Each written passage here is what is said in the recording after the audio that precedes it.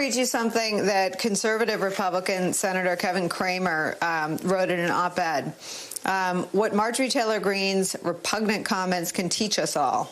Greene's comments have been characterized by many in the media as far right. They are not. These statements are not based on an extremely conservative ideology. They're horrifying and completely untethered to reality, no matter where you fall on the political spectrum, and should be reported as such by the media. Thanks. Congresswoman Greene's remarks are not conservative. Denouncing them is not censorship, and allowing them to stand without consequence is unacceptable. The people of Georgia should closely consider whether she should continue representing them.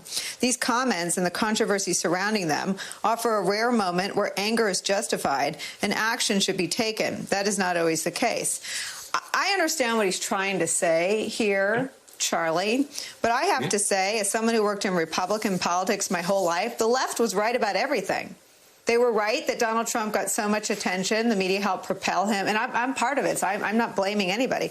I mean, the left, which has been covered and people tried to brand them as the radical left, they've been right about everything. And any attempt to say there were two sides here is dead wrong. The Republicans have greenlit the conspiracy theorists in their ranks by a vote of 199 to 11. End of story.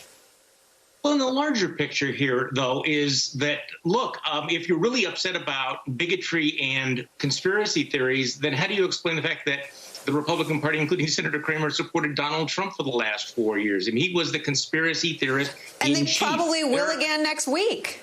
That's right. And the real irony of all of this is that as we're talking here right now, it is less than a month since a conspiracy theory and a lie led to the insurrection at the Capitol. Donald Trump's lies, which had been tolerated and rationalized for all of those years, resulted in what happened on January 6th. So they are not harmless. And the failure of Republicans to draw a line, the failure of Republicans to push back, came home to roost. And yet they've learned absolutely nothing from it, as you saw with the Marjorie Taylor Greene vote. But I'm going to push back a little bit here. One of the things that I think this is a great moment for some Republicans, maybe in the Senate, to do is to say, look, we are not all Marjorie Taylor Greene.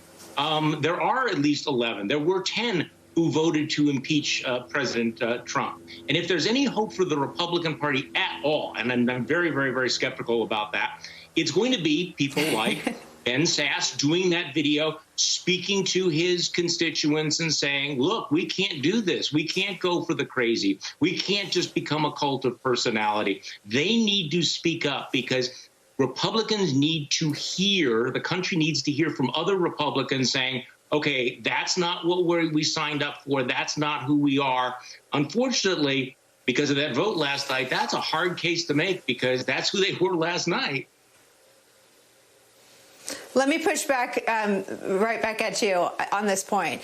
I love what Ben Sasse said, but why didn't he say it and rally Mitch McConnell to his cause 4 years ago? It is too little too late to point out the perils of Trumpism now. He, enacted some of the most cruel and least conservative policies our country's ever seen. And those people like Ben Sasse and Chris Christie and others who are rushing to, decontaminate themselves, where were they? They could have stopped him if Mitch McConnell had said, I will not confirm another judge until you stop the BS. I mean, there were so many off-ramps for this party, and they took none of them. Well, and you and I spent the last 4 years basically saying, when are you going to do this? When are you going to speak up? And you're right about that. I mean, Ben Sasse broke our hearts many times. He went into hiding before he got reelected. He voted with the president time and time again. But, here's the thing, Nicole. Right now, in order to save this country, we are going to need people who see the light. We are going to have to welcome people who, in fact, are late to the table because I hear you. Next week we want to have senators who look at the evidence and will go, you know what? I made a mistake by going along with this guy. I have changed my mind. I am willing to put country over party. And, what we ought to do is say, welcome to the team of putting country over party, as opposed to saying, hey, now it's too late. Who cares what you think? Because that's their calculation. Their calculation is, I could do the right thing and I will just get beaten up and nobody will say anything nice about me. But I do think that, look, Ben Sasse could have done a lot more. So could a lot of people. But right now, going forward, we need every principled voice saying the bigotry, the conspiracy theories, the crazy, we need to draw a line and reject it. We need to make a coalition, including a coalition of some converts.